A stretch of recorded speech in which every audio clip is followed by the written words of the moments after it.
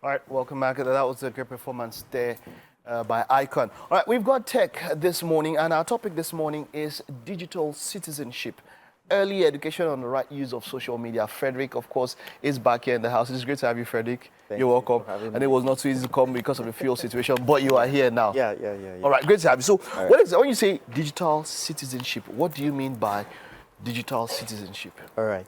So let's bring it down to, normal citizenship. Okay. Because when we add digital, it will look like we are talking about a different thing.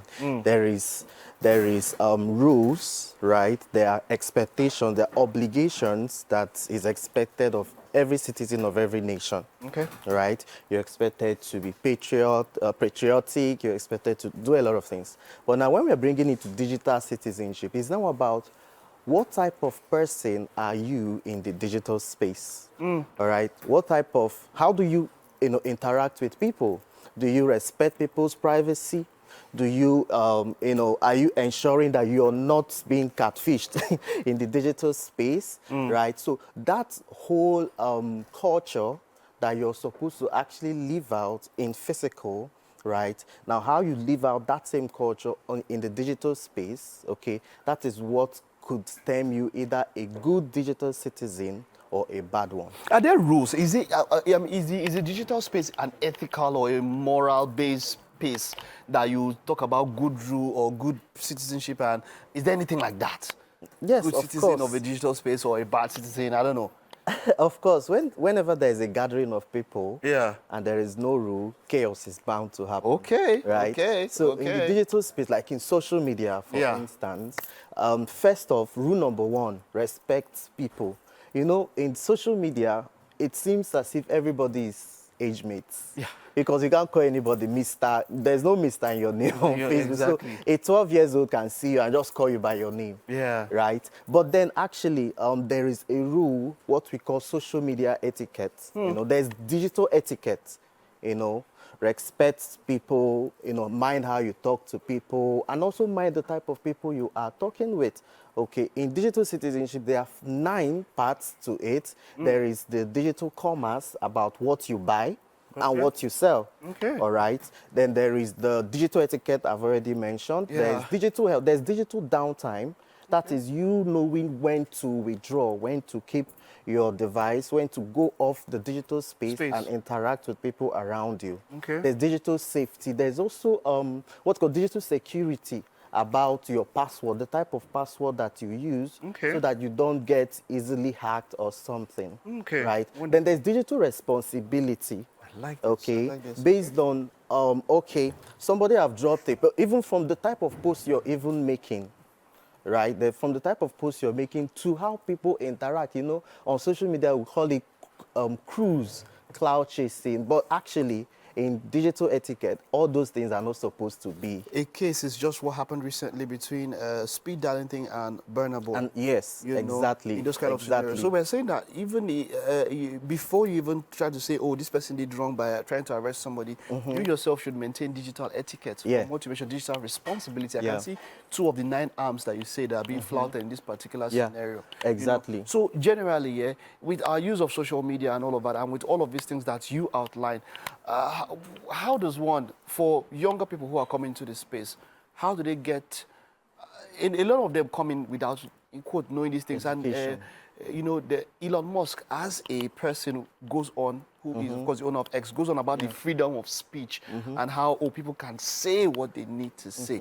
Where can we draw the line or put that balance when it comes to freedom of speech and at the same time, in some ways, trying to ensure that people don't, go out of line? How can we make a balance there? Yeah. So, if you don't educate your child enough, right? Social media is a place where it looks like there is no rules. I used to say that, everything to everybody now is content, right? But then you don't also think about what's going to happen after you hit that post, all right? So in the topic, we said early education. I always say that everything about how we live our life, how children are going to turn out to be in the society, is about moral upbringing. Okay? Some parents don't even really care about what you know, some persons will look at some posts and be like, does this person even have brothers and sisters, bigger brothers, father or mom, right? They don't care about what their children are doing on the social media space. So it's about, I always say that at this point, families should have what I call social media discussion. What's trending? Daddy, mommy, children. Let's talk. So there's something that is trending. You need to actually start telling your child that this one is good, this one is bad.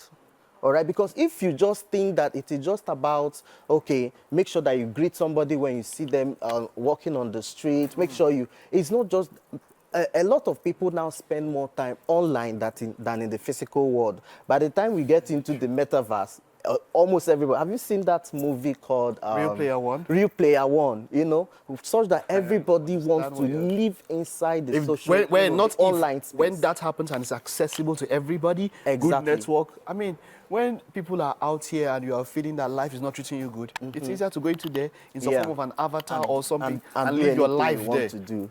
Exactly. Wonderful. So it's all about early education. What are you telling the child about? Facebook does this, TikTok does it. There are social media places that I really don't encourage children to be in.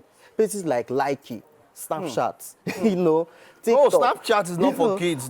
They shouldn't open that something. But guess what? Many children are now having fun on all of these places because parents don't even really care, right? So sometimes, I used to see that when your child is sleeping, somehow, gain access to their device, find out what they are doing on the social media space.